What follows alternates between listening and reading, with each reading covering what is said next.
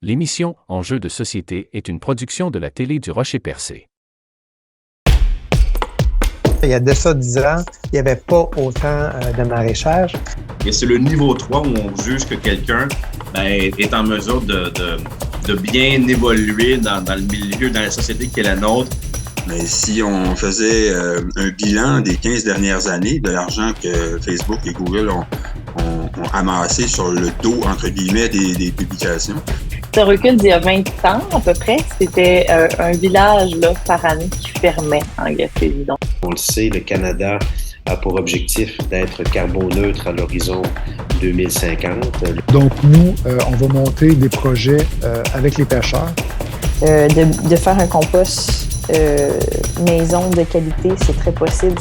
Quand les finances personnelles sont bien gérées, que le magasinage en soi paraît au budget et est bien déterminé, c'est un outil qui peut être très, très utile.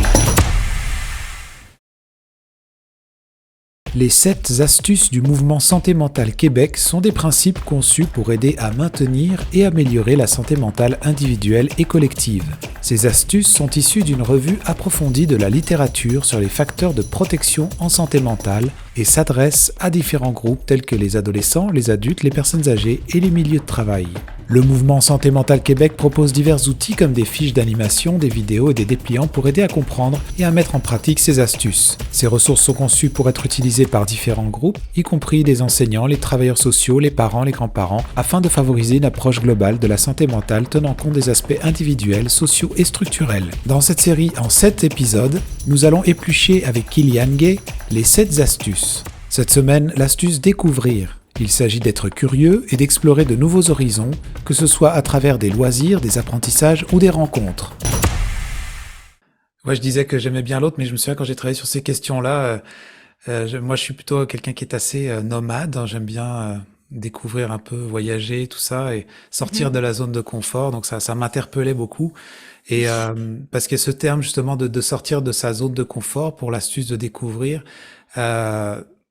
on a l'impression, déjà, quand c'est confortable, on voudrait y rester. Inconfortable, on veut pas trop y aller. Alors pourquoi est-ce que c'est important des fois d'aller en dehors du confort? En fait, les gens me demandent souvent comment ça se fait que c'est aussi dur de faire des changements puis d'aller en dehors de ma zone de confort. C'est parce que notre système, en fait, il a une tendance naturelle à résister à ce changement-là. Parce que lui, dans sa tête, là, il va éviter de dépenser de l'énergie puis de faire des efforts en restant dans ce qu'il connaît, dans ce qui lui semble stable, finalement. Fait qu'il va vouloir rester dans son mode de fonctionnement pour préserver cet équilibre-là. On s'entend que c'est rare que notre système va juste prendre le risque par lui-même de modifier son fonctionnement habituel parce que ça va menacer sa stabilité, justement.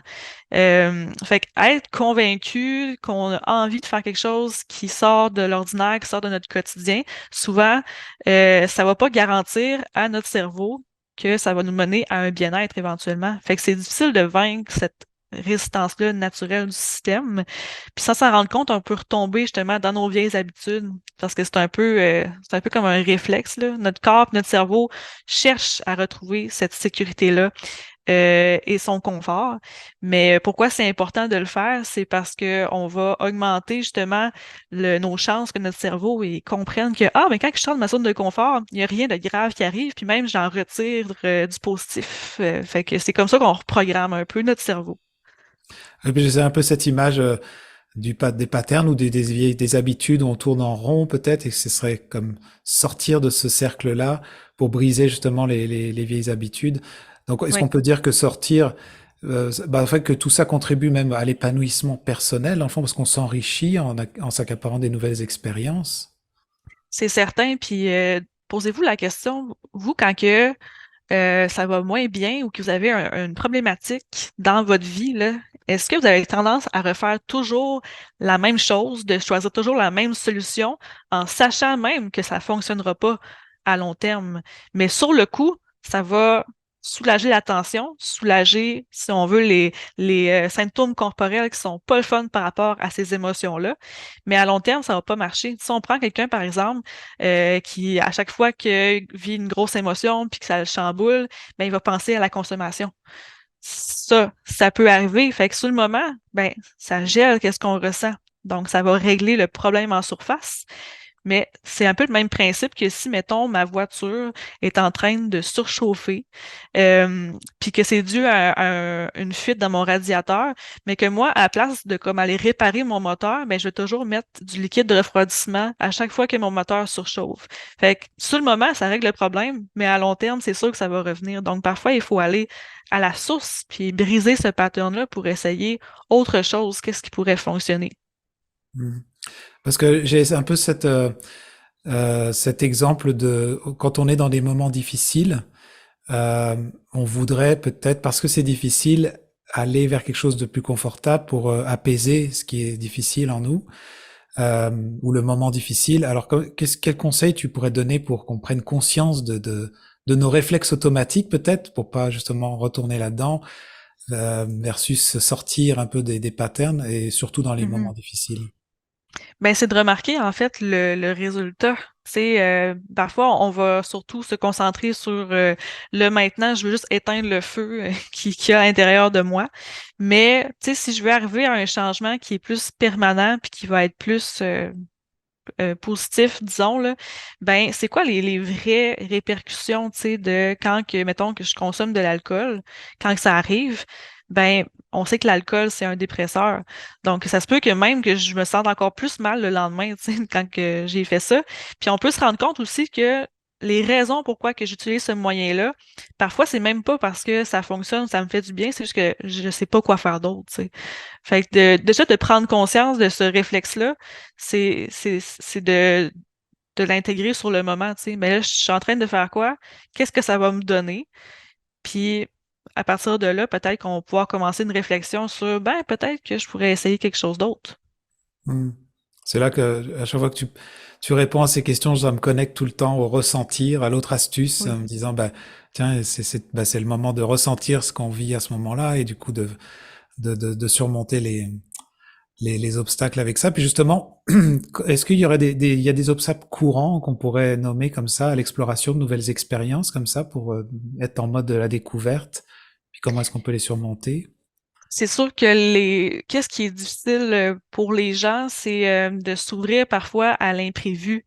C'est de s'ouvrir au fait que ça se peut que peut-être que le changement va nous amener une certaine instabilité au début, que ça sera peut-être pas confortable.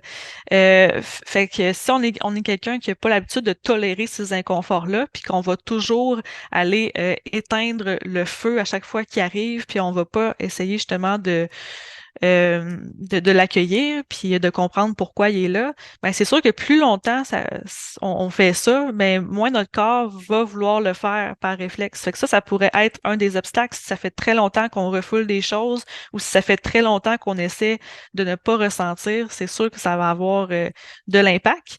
Et aussi l'autre obstacle qu'on pourrait nommer, c'est la fameuse anxiété. Parce que l'anxiété, c'est l'intolérance à l'incertitude. Donc, si vous faites beaucoup d'anxiété, si vous avez un trouble anxieux ou juste à la base, l'anxiété fait beaucoup partie de votre vie, ben, à quelque part, vous êtes inconfortable dans les situations où est-ce que c'est flou, où est-ce que c'est incertain, où est-ce qu'on peut pas savoir d'avance qu'est-ce qui va arriver. Donc, le fait de découvrir, de faire des nouvelles choses, ça peut être très difficile à ce moment-là. Puis à ces situations-là, je dirais que c'est important de s'exposer peut-être progressivement à ce qui nous rend anxieux. Moi, je connais quelqu'un justement qui était arrivé quelque chose en voiture à un moment donné, il venait juste d'avoir ses permis, puis il voulait plus conduire du tout. Pour lui, c'était terminé, là. Il avait son permis, là, mais il voulait vendre sa voiture, il voulait plus rien faire. Donc, lui, ce qui a été aidant à ce moment-là, c'est de réapprendre tranquillement à s'exposer à une situation anxiogène. Donc, par exemple, il a commencé par juste aller dans le parking, s'asseoir dans la voiture, puis starter le moteur. Ça a été ça sa première étape, parce que juste de faire ça lui causait de l'anxiété, le fait d'être derrière un volant, puis d'être dans une voiture. Fait que vous voyez à quel point que des fois, il faut y aller avec des petits pas pour arriver finalement à s'ouvrir à ce changement-là, puis à rester ouvert aussi à quelque chose qui nous rend inconfortable.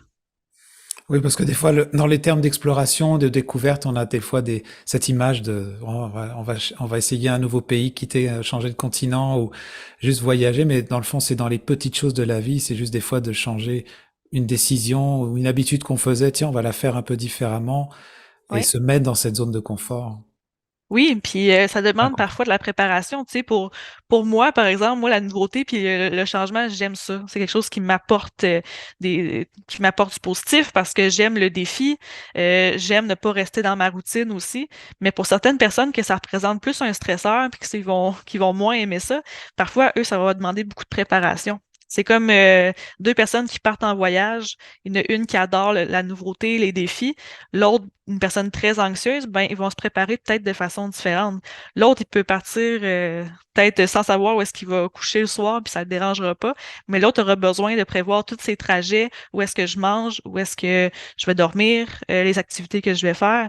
Donc, peut-être qu'à ce moment-là, c'est bon d'avoir une préparation, puis des plans B si jamais aussi il arrive quelque chose, là. Est-ce que dans notre quotidien ou notre façon de vivre, il y aurait des activités qu'on pourrait suggérer pour encourager justement les gens à découvrir de nouvelles passions ou des intérêts?